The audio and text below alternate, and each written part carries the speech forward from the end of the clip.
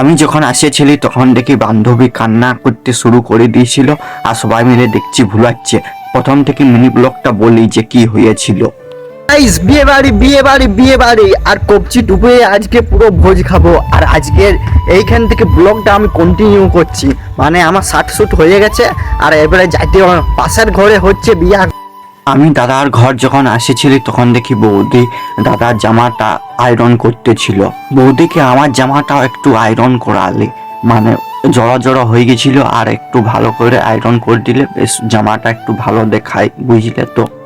সব বন্ধু মিলে চলে আসেছিলি বান্ধবীর বাড়িতে। আর এই দেখো, আর আমাকে গিফটটা ধরাই দিয়েছিল, আমি মাথায় নিয়ে নিয়েছিলি গিফটটা, মাথায় করে নিয়ে যাইতেছিলি। চলো তাহলে যাওয়া যাক।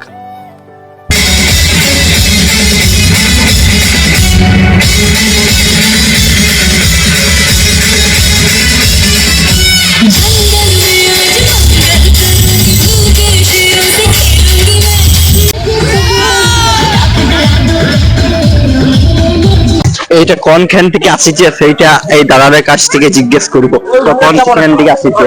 কালিয়াদা থেকে আসিছে। আর সেটার নাম কি? এই তো রে ডিজে করে ডিজে এই সিরিজ থেকে আসিছে কালিয়াদা থেকে। আর নাম্বার পাওয়া যাবে?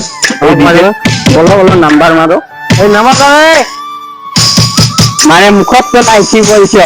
এদের থেকে নাম্বার দেওয়া হয়। আর কিরকম রেট লিখছ? কিরকম লিখছ? তারপর ঠান্ডাতে একটা কফি নিয়েছিলাম, আর ঠান্ডাতে একটু গরম গরম না কফি হলে জমবে নাই, বেশ একটু ভালো। তারপর সাবস্ক্রাইবারদের সাথে দেখা গেছিল, আর দেখো অনেকে আসে পরে আমার সাথে কথা বলছিল। বাবা রে বাবা।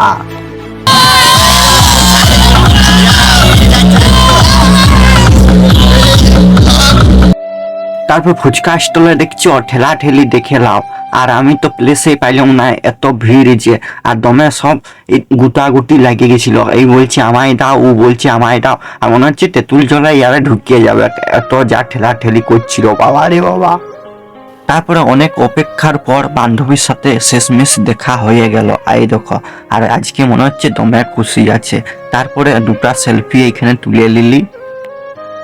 তো সেলফি তুলে আসে পরে খাবার খাইতে শুরু করে দিই, আর খাবার দিয়ে দিয়েছিল আর আমি খাবার শুরু করে দিয়েছিল। তাহলে কবজি ডুবাই একদম পুরো খাইয়ে নিলি তাড়াতাড়ি করে। চলো তাহলে খাওয়া যাক।